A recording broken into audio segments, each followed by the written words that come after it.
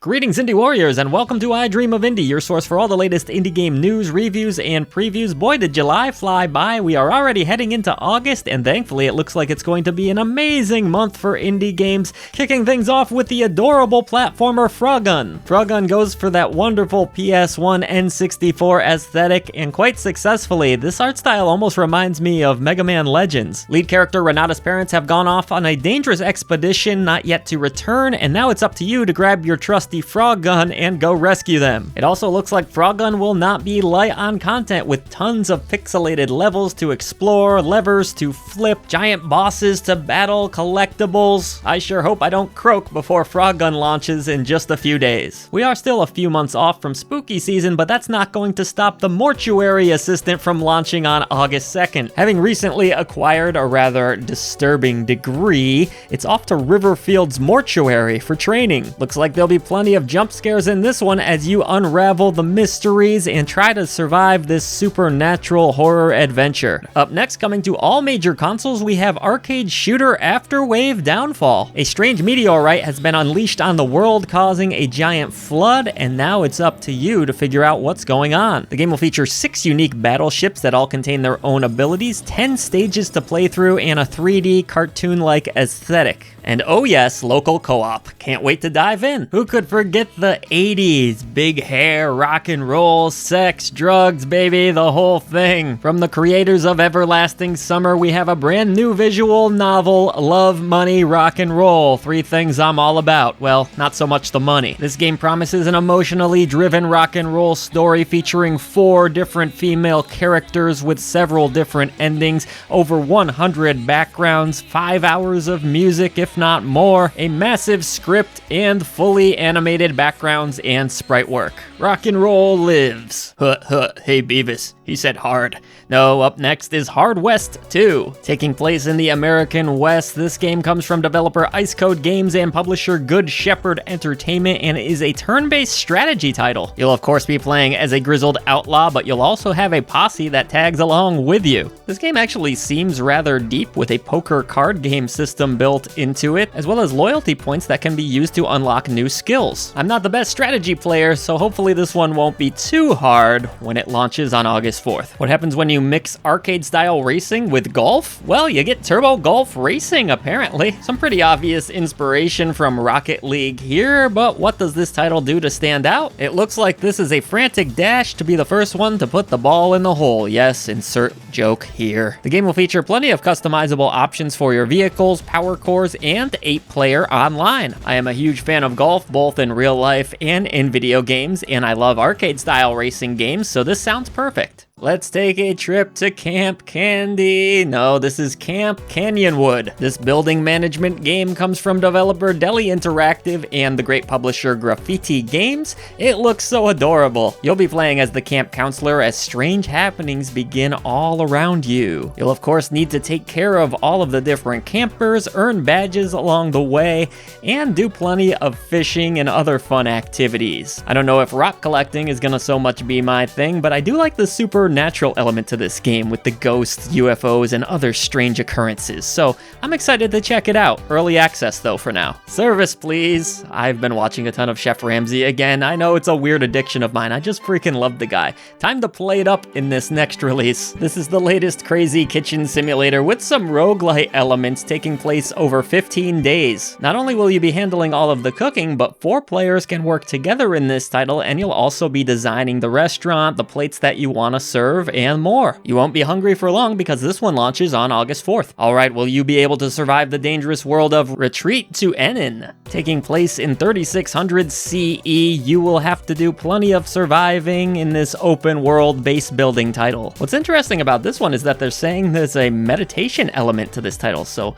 it's a peaceful game, yet it's all about survival, so I'm wondering how they're going to balance that. Kaiju fans rejoice because on August 5th, GigaBash GigaBash will finally be launching. This is a multiplayer party game where the goal is to just smash the hell out of monsters and destructible buildings and stuff too. This game's actually awesome. I played it a while back. The developers themselves cite Power Stone as an influence, which I absolutely loved back on my Dreamcast. There are 10 unique monsters to choose from, plenty of environments to be destroyed. I'm really looking forward to playing this one. I think it will be a lot of fun, particularly in local co-op. Strategy fans, add another one to the pile. Tyrant's Blessing is coming to Steam PC, Epic Game Store, and the Nintendo Switch on August 8th from developer Mortuary Studio and publisher Freedom Games. This is another tactical RPG with some roguelike elements to it. They are also saying that your choices will matter in this game, so we'll just have to see how that all plays out too, but it looks great. On August 9th, a lovely little city builder comes to Steam called Farthest Frontier. Looks like a huge emphasis of this game is going to be on the farming, so you folks out there that enjoy farming sim, this one might be up your alley. There's also tons of different buildings, 50 different types in fact to build. Certainly set some time aside if you're going to get into this one, because I could see it overtaking one's life quite easily. All right, back to school, everybody. Our next release is 2 Point Campus on August 9th. This comes from Sega and developer 2 Point Studios, a simulation city builder style game. Another one on this list. I do quite like the art style of this one, and it looks like you'll have full control to build your own campus, add the buildings and everything. These aren't your ordinary classes, though. The game promises you can go to night school or perhaps make a giant pizza. Sounds fun. What a lovely visual style to this next one. Lost in Play comes from developer Happy Juice Games and publisher Joystick Ventures. This is a point-and-click puzzle adventure game. This imaginative journey has you playing as a brother and sister duo who are just trying to find their way home. Some of the inspirations for this title include Gravity Falls, Hilda, and Over the Garden Wall. So if you're a fan of any of those, or you just like cute cartoon art styles, maybe keep this one on your wish list. Originally released last year on Steam PC, Cleo, A Pirate's Tale, is now making its way over to the Nintendo Switch. Getting tired of going through the motions of life, Cleo now seeks adventure, and she will find it. My ears definitely perked up when I heard that this game was inspired by not only old classic Zelda games, but LucasArts adventure games as well. That sounds like a match made in heaven. Can't wait to play this. Interesting concept here, to say the least, one that might hit a little too close to home. Pulling No Punches launches on August 10th from Brain Dead Broccoli.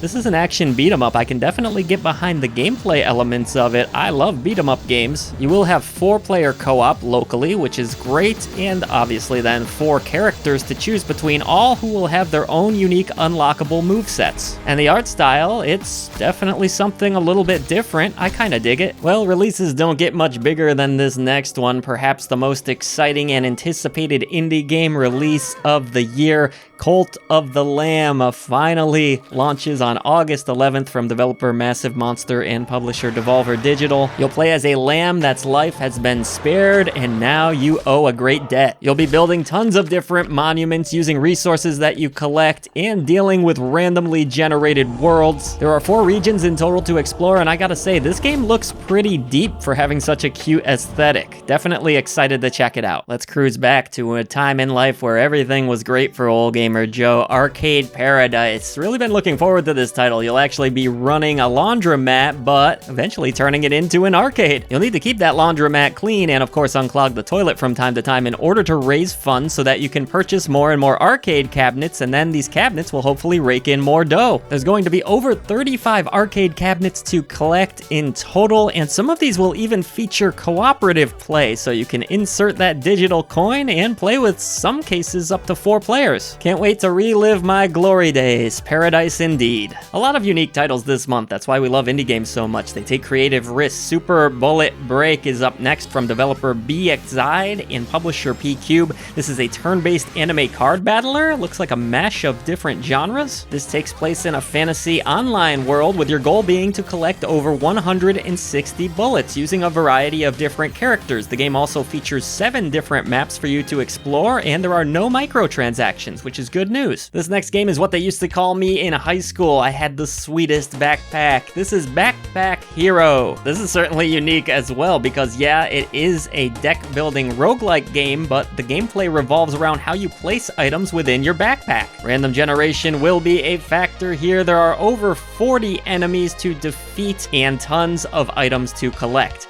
I'm certainly curious to learn more. Here comes the Fashion Police. Man, I don't have any sense of fashion. Not sure this one's gonna be for me, but Fashion Police Squad launches on August 15th from developer Mopeful Games and publisher No More Robots. Wait a second, this is a first-person shooter with a ridiculous sense of humor and over-the-top weapons? Actually, count me in. With lots of jumping, shooting, climbing, and swinging, I'm actually quite looking forward to this game, and it does look very funny. Woo, this next game looks sweet, and I didn't know a lot about it until doing this video. This is Rollerdrome from developer Roll7 and publisher Private Division, launching on August 16th of 2022.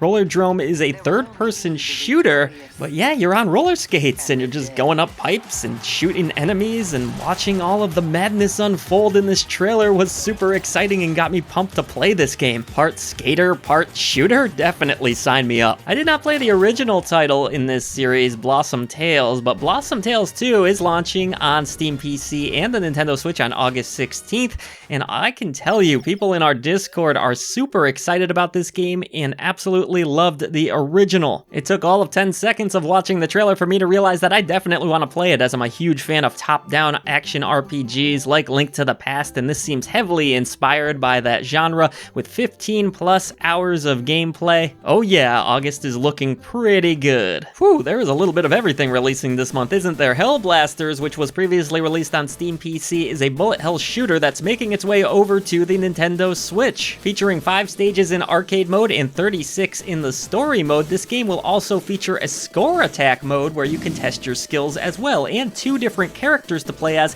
well as 5 difficulty modes, which definitely is good news for me. Souls fans, are you ready to die a lot once again? Thymesia, finally launching on August 18th after a short delay. Dark, disturbing weapons and lore, check. Grueling bosses and enemies, double check. This game's gonna have everything you would expect it to, and maybe a whole lot more, I don't know yet. Definitely not going to be for me, but I know it's gonna be for a lot of you. Good luck. We aren't done with golf games this month yet. No, Curse to Golf, an eagerly anticipated indie title that I got to play back at PAX East 2022, is finally launching August 18th. This game may look like a standard indie golf title in a lot of ways outside of the really cool aesthetic, but no, there's a card element here in play. Taking place in the underworld, you'll have to golf your way out of a really bad situation and use a variety of those cards in order to cast spells on your balls. Alright. Pun again, go ahead, do it. Curse to Golf launching soon, really excited. Really cool looking release here. Midnight Fight Express will be launching on August 23rd, 2022 from Humble Games, an action beat 'em up with a lot of style. The game features some excellent looking mocap animations and all of the punching and dodging that you would expect, with tons of weapons as well, including knives and sledgehammers to bash your foes with. They're saying 41 levels for this title as well, so should be plenty to do. Lots of blood to be spilled. Alright, we made it to the end here, but not before talking about Scathe from developer Damage State Ltd and publisher Quali.